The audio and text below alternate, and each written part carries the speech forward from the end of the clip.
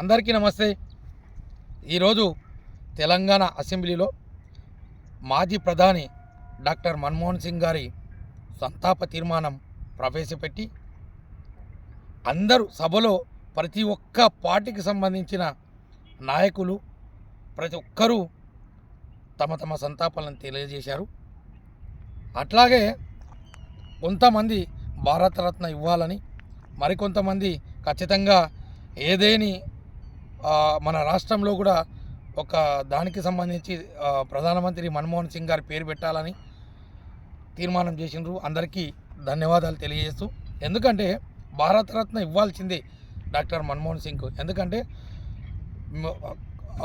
మామూలుగా 76 నుంచి ఆర్థిక శాఖ ముఖ్య సలహాదారుగా, తర్వాత 91లో ఆర్థిక శాఖ మంత్రిగా, కేంద్రంలో పివి నరసింహారావు హయాంలో రిజర్వ్ బ్యాంక్ గవర్నర్గా ఉన్నటువంటి డాక్టర్ మన్మోహన్ సింగ్ గారిని తీసుకొచ్చి ఆర్థిక శాఖ మంత్రిగా 91 నుంచి 96 వరకు పెట్టిండు మన్మోహన్ సింగ్ గారు. మన తెలంగాణ ప్రధానమంత్రి తెలంగాణ వ్యక్తి ఉన్నాడు కానీ ఆర్థిక శాఖ మంత్రిగా ఒక పంజాబ్లో పుట్టినటువంటి ఆనాటి చిన్న కుటుంబంలో పుట్టినటువంటి డాక్టర్ మన్మోహన్ సింగ్ గారిని తీసుకొచ్చి ఆర్థిక శాఖ మంత్రిగా చేసినప్పటి నుంచి మన దేశం ఎంతో అభివృద్ధి చెందింది. ఎందుకంటే ఎన్నో సంస్కరణలు తీసుకొచ్చి మన భారతదేశాన్ని మహోన్నత దేశంగా ఎంతో ఎదిగిపించినటువంటి వ్యక్తి, ఏకైక వ్యక్తి మన్మోహన్ సింగ్ గారు. ఎందుకంటే ఆయన చదివినటువంటి చదువు కానీ, లేకపోతే ఆయన ఉన్నటువంటి మౌనముని అంటారు ఆయన. ఎందుకంటే ఎప్పుడు ఎక్కువ మాట్లాడడు, నిరాడంబరత, డాంబికం లేనటువంటి వ్యక్తి. అట్లాంటి వ్యక్తి మన దేశానికి ఆర్థిక శాఖ మంత్రిగా ఎన్నో సంస్కరణలు తీసుకొచ్చిండు. తర్వాత 2004లో ప్రధానమంత్రి అయిన తర్వాత 2004లో ప్రధానమంత్రి అయిన తర్వాత దేశంలో ఎక్కడే లేనటువంటి ఆర్టీఐ చట్టాన్ని 2005లో ప్రవేశపెట్టిండు. ఎందుకంటే మనం గవర్నమెంట్ ఆఫీసులలో మనం ఏదేని అధికారిని ఏదైనా సమాచారం అడగాలంటే వాళ్ళ చల్ నీకు ఎందుకు ఇవ్వాలనేటటువంటి ధోరణి ఉండే.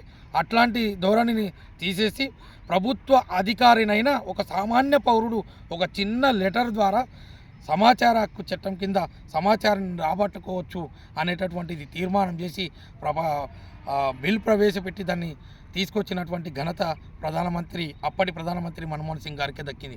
తర్వాత పనికి ఆహార భద్రత. దేశంలో ఆహార కొరత ఉండేది.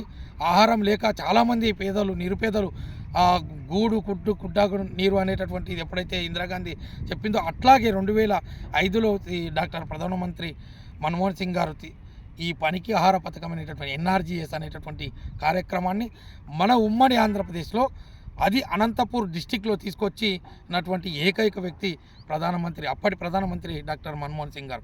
కాబట్టి ఇట్లా ఎన్నో సంస్కరణలు ప్రైవేటీకరణ చేసి దానికి కొంచెం ఉద్యోగాలు వస్తాయి. మనం ఎప్పుడు గవర్నమెంట్లోనే ఉద్యోగాలు కావాలనుకుంటే కాదు, ప్రైవేటీ సంస్థలపైన కూడా ఉద్యోగాలు ఉంటాయి. కాబట్టి అది తీసుకొస్తే బాగుంటుంది అనేటటువంటి ఎన్నో సంస్కరణలు చేసినటువంటి డాక్టర్ మన్మోహన్ సింగ్ గారికి సదా ఎల్లప్పుడూ మనం కృతజ్ఞులమై ఉండాలి మన ఇండియా. కాబట్టి ఆయనకు ప్రధానంగా భారతరత్న ఇవ్వాల్సిందే. Thank you. నమస్తే.